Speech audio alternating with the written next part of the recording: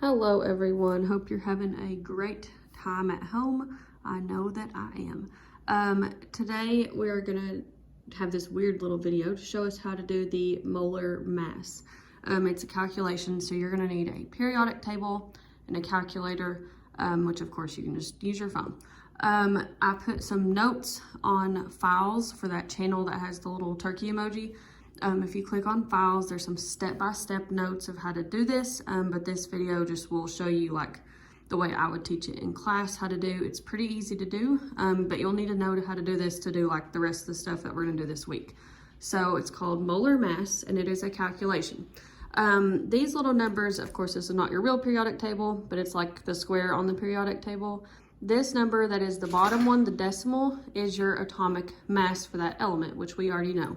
You're calculating the mass of the whole compound. So you'll basically be taking the two numbers that go in this compound and we'll multiply them and stuff. So you're gonna have to get those numbers from your periodic table. Step one that you're gonna do is you're gonna look at the compound that I give you and you're gonna split it into two elements. So you go down here, each new capital letter is a new element. So I have an H and an N.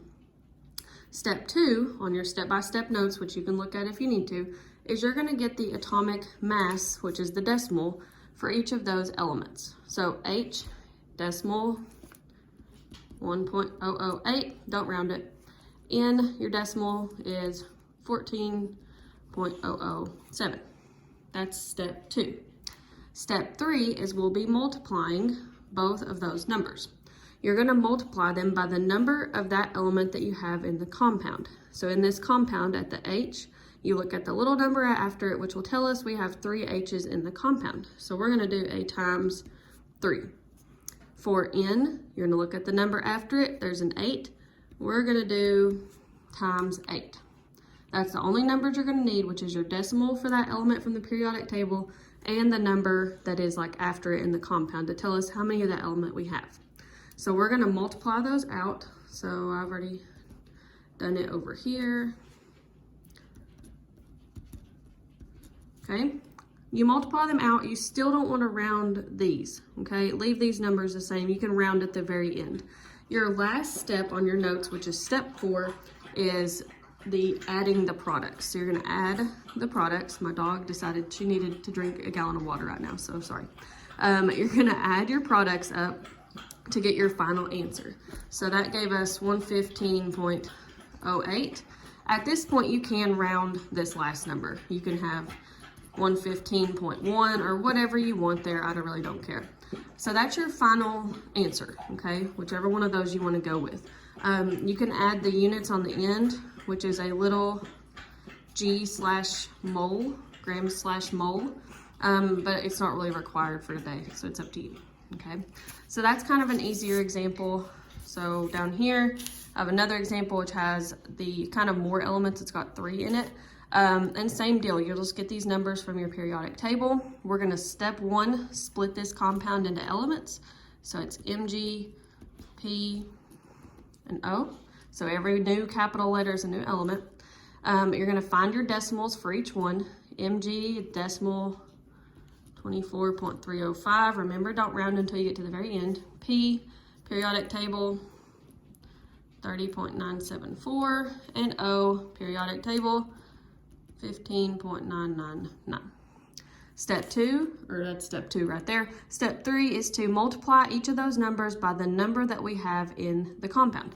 So I have, after the Mg, you have a little 3. So we're gonna do a times 3 right there. Your P has no number after it, which for us, we should know by now, means that we have 1 P. My dog is literally going psycho, I'm sorry. So that's times 1. And then O is a little 4 after it. So that is a times 4.